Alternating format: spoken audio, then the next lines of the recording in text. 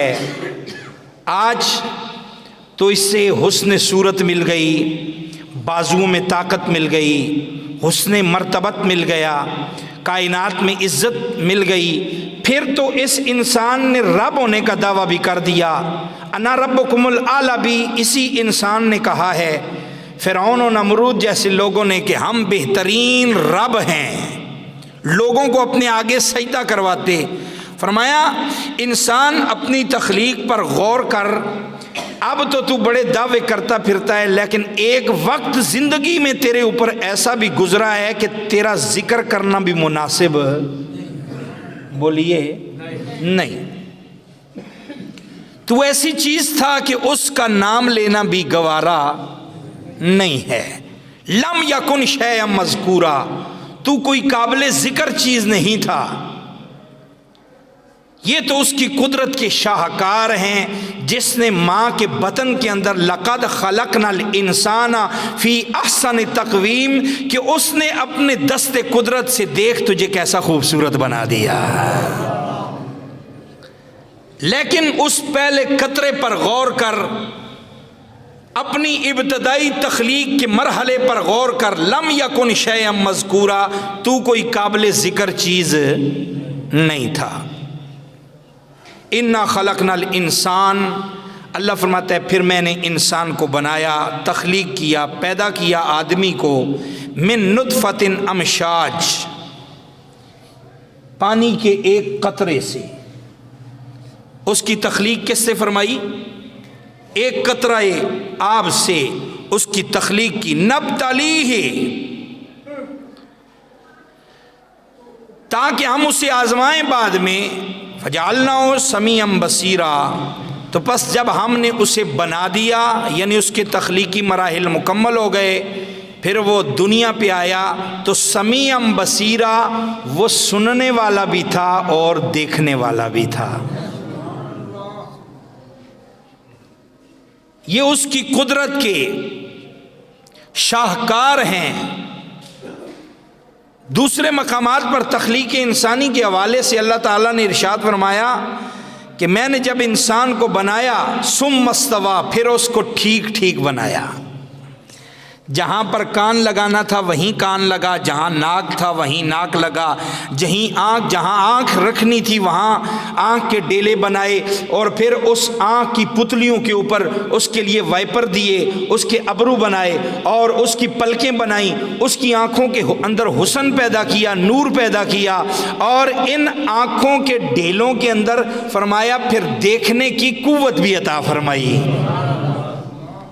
ناک بنایا تو اس کے اندر سونگھنے کی حس رکھی، وہ محسوس مبصر ہے، چیزوں کو سونگھ لیتا ہے، اس کی خوشبو اور بدبو کو محسوس کرتا ہے۔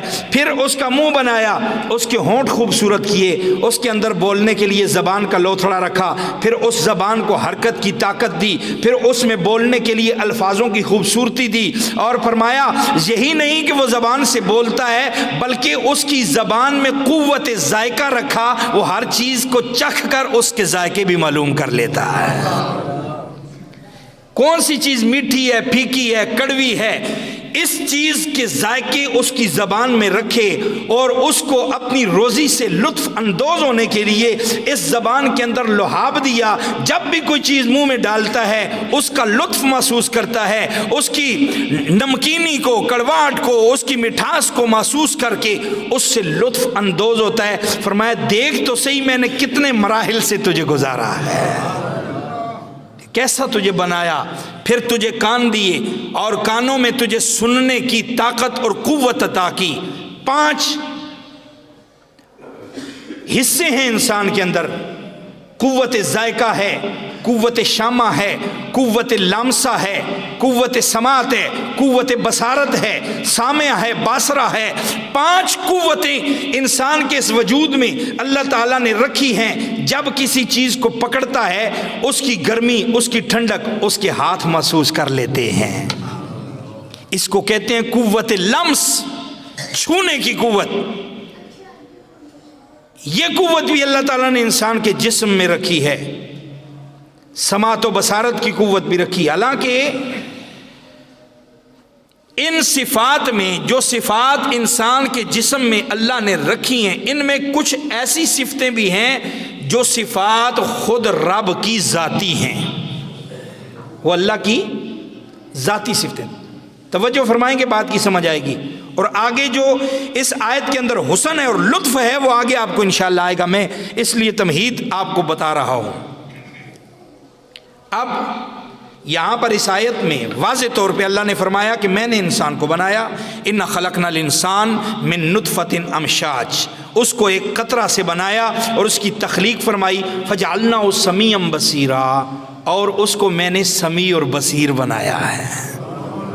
انسان کو کیا بنایا؟ سمیع بصیر۔ سمیع کہتے ہیں سننے والے کو، بصیر کہتے ہیں دیکھنے والے کو۔ اب یہ اللہ کے نام لکھے ہیں 99 اللہ کے اسماء صفات ہیں، ایک اللہ کا اسم ذات ہے، اسم ذات کو اسم اعظم کہتے ہیں، اور وہ ہے لفظ اللہ۔ وہ کیا ہے؟ لفظ اللہ ہے۔ یہ اللہ انسان کا ذاتی نام ہے، اور اس کے علاوہ جتنے بھی اللہ کے نام ہیں وہ سمیع ہے، بصیر ہے، رازق ہے، خالق ہے، مالک ہے، جبار ہے، قہار ہے، غفار ہے، غفور ہے، رحیم ہے، یہ سارے اللہ کے صفاتی نام ہیں، اور ذاتی نام اس کا اللہ ہے۔ اسی لیے حضور کا ذاتی نام محمد ہے، پھر حضور کے بھی صفاتی 99 نام ہیں۔ اچھا، اللہ کے ذاتی ناموں میں ایک نام اللہ ہے، اس کے صفاتی 99 نام جو ہیں ان میں اللہ کا ایک نام سمیع بھی ہے اور ایک بصیر بھی ہے، اور یہ بھی قرآن میں آپ نے پڑھا، ان اللہ هو السمیع البصیر، بے شک اللہ سمیع ہے اور اللہ بصیر ہے۔ دوسرے مقام پہ فرمایا وَكَانَ اللَّهُ سَمِيعًا بَصِيرًا،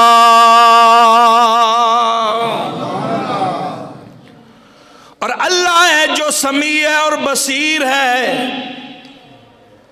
وہاں اللہ کا نام سمیع بصیر ہے، یہاں رب فرما رہا ہے میں نے انسان کو سمیع بھی بنایا ہے، بصیر بھی بنایا ہے۔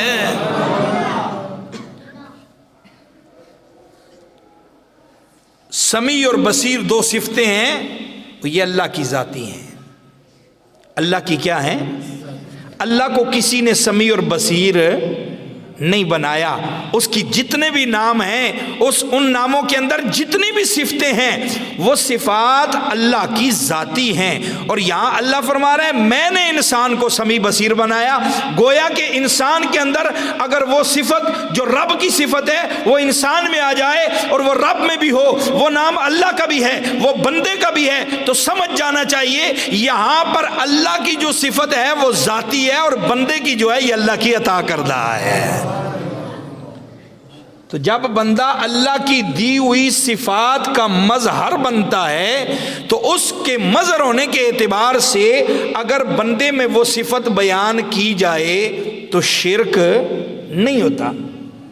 شرک اس چیز کو کہتے ہیں کہ جو اللہ کی صفت ذاتی ہے وہی صفت بندے میں ذاتی طور پہ مانی جائے، کہ اس کو کسی نے یہ دیا نہیں ہے، یہ اپنے آپ اپنی ذات کے اعتبار سے سمیع ہے یا بصیر ہے۔ حالانکہ اللہ کا ایک نام رب ہے جو ہم قرآن میں پڑھتے ہیں، الحمدللہ رب العالمین، تمام تعریفیں جتنی بھی ہیں وہ تمام کمالات، تمام تعریفیں وہ اللہ کی ہیں جو تمام جہانوں کا رب ہے، مالک نہیں۔ مالک اگلی آیت میں ہے، مالک یوم الدین وہ اگلی آیت ہے، میں پہلی آیت پڑھ رہا ہوں، الحمدللہ رب العالمین، تمام تعریفیں اللہ کے لیے ہیں جو سارے جہانوں کا رب ہے۔ رب ہونا اور ہے، مالک ہونا اور ہے مالک بھی، مالک یوم الدین۔ مالک کا ذکر آیا تو وہ دنیا کے ساتھ نہیں کیا، اس نے کہا مالک میں قیامت کے دن کا ہوں، کائنات میں سب کا رب ہوں، سب کا رب ہوں۔ رب کا کیا معنی ہے؟ رب کا معنی ہے پالنے والا۔ آپ قرآن مجید کا ترجمہ اٹھاتے ہیں، پڑھتے ہیں الحمدللہ رب العالمین، تمام تعریفیں اللہ کے لیے جو تمام جہانوں کا پالنے والا ہے۔ رب کا معنی ہے پالنے والا۔ اب یہ رب نے اپنے لیے اس لفظ کو استعمال فرمایا، قرآن مجید میں اس کو بیان فرمایا، رسول اللہ پر قرآن نازل کیا تو اپنا ایک نام رب بھی بتایا، اور یہی نام جو رب ہے اس کو اللہ نے ماں باپ کے لیے بھی استعمال فرمایا۔ قرآن مجید 15واں پارہ سورہ ہے بنی اسرائیل، فرمایا تم اپنے والدین کے ساتھ شفقت کیا کرو اور ان کے لیے رب سے رحمت کی دعا مانگا کرو۔ رب ارحمہما، یا اللہ ان دونوں پر رحم فرما، کما ربیانی صغیرا، جس طرح ہم چھوٹے تھے تو انہوں نے رب بن کے ہمیں پالا ہے۔ رب ارحمہما کما ربیانی صغیرا، جس طرح یہ ہمارے رب بنے جب ہم چھوٹے تھے۔ تو یہ لفظ قرآن کے ہیں، رب کا لفظ اللہ کے لیے بھی ہے، رب کا لفظ ماں باپ کے لیے بھی ہے، کیونکہ رب بھی اپنی مخلوق کو پالتا ہے، ماں باپ بھی اپنے بچوں کو پالتے ہیں۔ دیکھتے نہیں ہو، باپ بوڑھا ہے تو کمر پہ بوریاں اٹھا رہا ہے اپنے بچوں کے لیے، وہ نہ گرمی دیکھتا ہے، نہ سردی دیکھتا ہے، نہ دھوپ دیکھتا ہے، نہ چھاؤں دیکھتا ہے، نہ ذلت دیکھتا ہے، نہ عزت دیکھتا ہے، سب کچھ کرتا ہے اپنی اولاد کے لیے، ان کو کسی چیز کی کمی نہ لگے۔ میں دھوپ بھی برداشت کر لوں گا، میں ٹھنڈ بھی برداشت کر لوں گا، اپنا ڈیوٹی ٹائم ختم ہونے کے بعد وہ آور ٹائم لگاتا ہے، کیونکہ اللہ نے اس کے دل میں اپنے بچوں کی محبت ڈال دی ہے۔ یہ تو انسان ہے، آپ جانوروں کو دیکھیں، چڑیا کے بچے جب اپنے گھونسلے میں چھوٹے ہوتے ہیں تو جب وہ جاتی ہے دانا اٹھا کر اپنے پیٹ میں نہیں ڈالتی، پہلے آ کے اپنے بچوں کے منہ میں ڈالتی ہے۔ جس کو آپ حقیر مخلوق سمجھتے ہیں سب سے، وہ کتا ہے، اور کتیا کے بھی اگر بچے ہو نا چھوٹے چھوٹے راستے میں تو آپ اس کے بچوں کی طرف جائیں وہ آپ کو پڑ جائے گی، کیونکہ اولاد کی محبت رب نے اس کے ماں باپ کے دل میں رکھ دی ہے، چاہے وہ ماں باپ انسان ہوں یا جانور ہوں، تو وہ اپنے بچوں کو پالتے ہیں، اپنے منہ سے نوالا ان کے منہ میں ڈالتے ہیں۔ دیکھیں اگر ایک اولاد کے ساتھ والدین کا اتنا پیار ہے تو پھر رب کا اپنی مخلوق سے کتنا پیار ہوگا۔ فرمایا میں تو 70 ماؤں سے زیادہ اپنی مخلوق سے پیار کرتا ہوں۔ ایک ماں کا پیار یہ ہوتا ہے کہ اگر بچہ روئے تو وہ سب کام چھوڑ دیتی ہے، اگر کھانا کھا رہی ہو اس کو بھی چھوڑ دیتی ہے، پہلے اپنے بچے کو اٹھاتی ہے، اس کی خوراک کا اہتمام کرتی ہے، اسے دودھ دیتی ہے، اسے لوری دیتی ہے، اپنا سب کچھ اسے بھول جاتا ہے، وہ بچے کے طرف توجہ اور دھیان کرتی ہے۔ یہ ایک ماں کی محبت ہے۔ تو جب انسان کو رب نے بنایا ہے تو وہ 70 ماؤں سے زیادہ اسے پیار بھی کرتا ہے۔ تو پھر جب کوئی بندہ روتا ہوگا اس کی بارگاہ میں تو رب کتنی توجہ فرماتا ہوگا، وہ پھر کتنا اپنے بندے کی طرف رجوع فرماتا ہوگا، کیونکہ وہ کیا ہے، رب ہے، اور رب اپنی مخلوق سے 70 ماؤں سے زیادہ پیار فرماتا۔ تو وہ رب اس لیے ہے کہ وہ ساری مخلوق کو پال رہا ہے، اور ماں باپ کو رب اس لیے کہا کہ یہ بچوں کو پالنے کا ذریعہ بنتے ہیں، اور یہ صفاتی طور پر رب ہوتے ہیں، وہ ذاتی طور پر رب ہوتا ہے۔ ایک معاملہ تو یہاں پر شرک کی ڈیفینیشن میں ہمیں یہ سمجھ آ گیا کہ جو صفات رب میں ہیں وہ اس کی ذاتی ہیں، اگر وہی صفتیں اس کے بندوں میں ہوں تو وہ بندے اس کی دی ہوئی صفات سے متصف ہوتے ہیں۔ تو اگر کوئی ان کے اندر یہ صفت مانے تو وہ مشرک نہیں ہوتا۔ اسی لیے لوگ داتا کو داتا کہتے ہیں کہ رب بھی دیتا ہے، داتا کا معنی بھی دینے والا ہے۔ رب اپنے ذاتی طور پہ دیتا ہے، اور داتا جو ہے یہ رب کی عطا سے دیتا ہے۔ کوئی غوث و خواجہ ہو، کوئی داتا و بابا ہو، اس کے اندر یہ صفات رب نے رکھی ہیں اور یہ رب کی دی ہوئی صفتوں سے متصف ہو کر اللہ کی مخلوق کی خدمت کرتے ہیں، تو لہٰذا اگر کوئی علی اجویری کو داتا کہے تو شرک نہیں ہوگا۔ اللہ نے انسان کو سمیع بصیر بنایا، اللہ خود بھی سمیع بصیر ہے، بندہ بھی سمیع بصیر ہے۔ آگے فرمائے انا ہدیناہ السبیل، اللہ فرماتا ہے پھر ہم نے اسے راستے کی ہدایت بھی عطا فرمائی ہے، اس کو راہ بھی دیا ہے، یہ نہیں کہ بنا کے بس چھوڑ دیا، ہم نے اسے راہ بتائی ہے۔ انا ہدیناہ السبیل اما شاکرا و اما کفورا، اب اس کی مرضی ہے وہ شکر کا راستہ اختیار کرے یا کفر کا راستہ اختیار کرے، اما شاکرن و اما کفورا، شکر کا راستہ اختیار کرے گا تو اس کی بھلائی ہے۔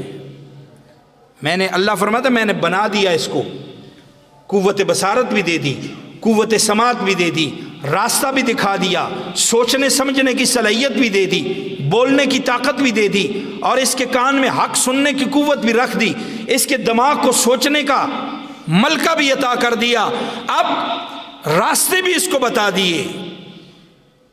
فَهَدَيْنَاهُ النَّجْدَيْنِ فَلَاقْتَحَمَ الْعَقَبَةَ وَمَا أَدْرَاكَ مَا الْعَقَبَةُ فَكُّ رَقَبَةٍ، فرمایا راستہ تو میں بتانے والا ہوں، میں نے راستہ بھی اس کو دکھا دیا، یہ شکر کا راستہ ہے، یہ کفر کا راستہ ہے، یہ رحمان کا راستہ ہے، یہ شیطان کا راستہ ہے۔ اب مجبور نہیں کیا انسان کو، جبر و اکراہ نہیں اس پر لاگو کیا، لا اکراہ فی الدین، دین بھی اس کے سامنے رکھا، لیکن فرمایا دین میں بھی جبر نہیں کیا، زبردستی نہیں کی، راستے دو دے دیے، سمجھنے کی قوت دے دی، دیکھنے کی طاقت دے دی، سوچنے کی حس دے دی، اور پھر اس کے آگے دونوں راستوں کو مزین کیا، فرمایا یہ دیکھو یہ رحمان کا راستہ ہے، یہ شیطان کا راستہ ہے، سیدھا راستہ جو ہے یہ سیدھا جنت کی طرف جاتا ہے، یہ جو ٹیڑھا راستہ ہے یہ جہنم کی طرف جاتا ہے، یہ جو رحمان کا راستہ ہے یہ تجھے رب تک پہنچاتا ہے، یہ جو شیطان کا راستہ ہے یہ تجھے جہنم میں لے جاتا ہے، اب مرضی تیری ہے، اما شاکرن شکر کا راستہ اختیار کر، اما کافرن یا کفر کا راستہ اختیار کر، لیکن یہ بات یاد رکھیں لَإِنْ شَكَرْتُمْ لَأَزِيدَنَّكُمْ، اگر شکر کا راستہ اختیار کرے گا تو میں تیری نعمتوں میں اضافے فرماتا جاؤں گا، رحمان کا راستہ اختیار کرے گا تو پھر تجھے دنیا میں عزتیں عطا کروں گا، آخرت میں وقار و مقام و مرتبہ عطا کروں گا، اور تجھے بتا رہا ہوں کہ جب دنیا میں جو کچھ کرے گا، ان اللہ لا یظلم مثقال ذرہ، اللہ کسی پر مثقال برابر ظلم نہیں فرماتا، فرمایا اما من ثقلت موازینہ فہو فی عیشۃ راضیہ واما من خفت موازینہ فامہ ہاویہ وما ادراک ما ہی نار حامیہ، فرمایا دیکھ لے تیرے لیے مثقال برابر نیکی کا بھی اجر رکھ دیا ہے، مثقال برابر برائی پہ بھی جہنم کی بھڑکتی ہوئی آگ تیرے سامنے ہے، سوچنے کی طاقت تجھے دے دی ہے، اب تیری مرضی ہے، اگر تو اسلام کا راستہ اختیار کرے، شکر کا راستہ اختیار کرے، رحمان کا راستہ اختیار کرے، اس پر تیرے لیے انعام ہیں، اعزاز ہیں، اکرام ہیں اور جنت ہے، اور اگر تو کفر کا راستہ اختیار کرے وَلَئِن كَفَرْتُمْ إِنَّ عَذَابِي لَشَدِيدٌ، یاد رکھنا اگر تو نے کفر کا راستہ اختیار کیا تو میرا عذاب بڑا سخت ہے۔ اور یہ سارا پیغام ایک سلیبس کی شکل میں، ایک کتاب کی شکل میں اپنے محبوب نبی کریم صلی اللہ علیہ وسلم کے ذریعے تک اب اللہ نے اپنی مخلوق کو پہنچا دیا ہے۔ یہ پیغام، یہ ہدایت قرآن میں نور بنا کر اپنے محبوب پر نازل کر کے حضور کے ذریعے امت مسلمہ تک پہنچا دیا، اور میں قیامت تک اب تمہاری ہدایت کے لیے میں نے قرآن کو بھیج دیا ہے، قیامت کی صبح تو آ سکتی ہے، قرآن میں تبدیلی آ سکتی نہیں۔ کیوں؟ اس نصاب کو میں نے نازل کر دیا، انا نحن نزلنا الذکر وانا لہ لحافظون۔ اب اس کتاب کی حفاظت بھی میں رب خود کر رہا ہوں۔ اس قرآن کی حفاظت کون کر رہا ہے؟ اللہ خود فرما رہا ہے اس کی حفاظت۔ اس لیے تو قرآن کا یہ اعجاز ہے کہ چھوٹے سے بچے کو آپ حافظ صاحب کے پاس بٹھاتے ہیں، 2 سال نہیں گزرتے کہ پورے کے پورے قرآن کا نور اس بچے کے سینے میں اتر جاتا ہے۔ اب اس بچے کو آپ کھڑے کرتے ہیں تو وہ بچہ ایک پاؤں پہ کھڑا ہو کے آپ کو 10 سپارے سنا سکتا ہے، کیونکہ رب اس کی حفاظت فرما رہا ہے۔ تو اب رب نے حفاظت کا ذمہ جو خود لیا ہے، تو پھر قرآن کے نور کو لوگوں کے سینوں میں محفوظ کر کے رب نے قیامت تک آگے منتقل فرمانا ہے۔ ہندوستان کے اندر انگریز نے 200 سال حکومت کی، مغلیہ بادشاہوں کے بعد، مغلیہ سلطنت کے ختم ہونے کے بعد، پاکستان بننے سے پہلے انگریز کی حکومت، ایک بڑا سیاںا انگریز آیا، اس نے نا قرآن مجید کے لکھے ہوئے نسخے خریدنے شروع کیے۔ قرآن کے لکھے ہوئے قرآن کے نسخے، تب اس وقت پرنٹنگ پریس بہت کم ہوتے تھے اور بہت کم پریس کا کام ہوتا تھا چھاپنے کا، عموماً نسخے جو ہیں وہ ہاتھوں سے لکھے ہوئے بھی ہوتے تھے۔ اس نے سوچا اور بڑے مہنگے داموں اس نے قرآن مجید ہدیہ کیے، لوگوں سے لیے۔ یعنی مثلاً اگر یہ قرآن مجید کا ہدیہ 500 ہے تو کوئی آپ کو 2000 اس کا ہدیہ دے کہے مجھے دے دو، حیرت والی بات تو ہوتی ہے کہ 200-500 اس کا ہدیہ ہے اور یہ ہم سے 2000 کا لے رہا ہے۔ وہ خرید رہا تھا تو ایک گاؤں میں، دیہات میں ایک بزرگ بابے سے اس کی ملاقات ہوئی۔ بابے نے کہا یار تم یہ قرآن کیوں خرید رہے ہو، اتنے مہنگے داموں اس کا ہدیہ لے رہے ہو، اور تم یہ لے کے کیا کرو گے اتنے زیادہ قرآن مجید؟ وہ کہتا ہے بابا سچ پوچھیں تو میں ایک مہم چلائیے کہ میں سارے لوگوں سے قرآن مجید لے لوں گا اور پھر ان سب قرآن مجید کے جتنے بھی نسخے ہیں ان کو سمندر میں ڈال دوں گا، تمہارے پاس قرآن ہی نہیں رہے گا، کیسے پڑھو گے آگے، کیسے قرآن کا نظام چلے گا؟ لہٰذا قرآن مجید کے میں ختم کرنے کی معاذ اللہ مہم چلا رہا ہوں، اس لیے میں لوگوں سے قرآن خرید رہا ہوں، سچی بات تجھے بتا دی ہے۔ بابے نے کہا پھر تو بڑی بے وقوفی کر رہا ہے۔ اس نے کہا کیسے؟ بابا گھر گیا اور کچھ 7-8 سال کا اس کا بیٹا تھا اور 8-9 سال کی 10 سال کی بیٹی، دونوں بچوں کو بلا کے لے آیا ساتھ، کہنے لگا ادھر آؤ، اسے بتاؤ کہ یہ کاغذوں پہ لکھے ہوئے قرآن کے نسخے اگر تو سمندر میں ڈال بھی دے گا تو جو قرآن ہمارے سینے پہ لکھا ہوا ہے اس کو کیسے مٹائے گا؟ بابے نے اپنے بچے کو کہا بیٹا پڑھ الحمدللہ رب العالمین الرحمن الرحیم۔ بچے نے پہلا سپارہ شروع کیا، بغیر توقف کے بچے نے پورا سپارہ ختم کیا۔ فرمایا بیٹی اب تم پڑھو سیقول الصفا۔ بچی نے دوسرا سپارہ شروع کیا، 15 منٹوں میں سپارہ ختم کر دیا۔ بابا کہنے لگا اگر تیرے پاس ہو تو یہیں بیٹھا رہے، اگر تیرے پاس وقت آئے۔ صبح سے انہوں نے قرآن شروع کیا، ایک سپارہ ایک پڑھتا جائے گا، دوسرا سپارہ دوسرا، اور 10 گھنٹوں کے اندر یہ تجھے پورے کا پورا قرآن سنا دیں گے۔ تو کیا سمجھتا ہے کہ کاغذوں پہ لکھے نسخے ختم کر لے گا؟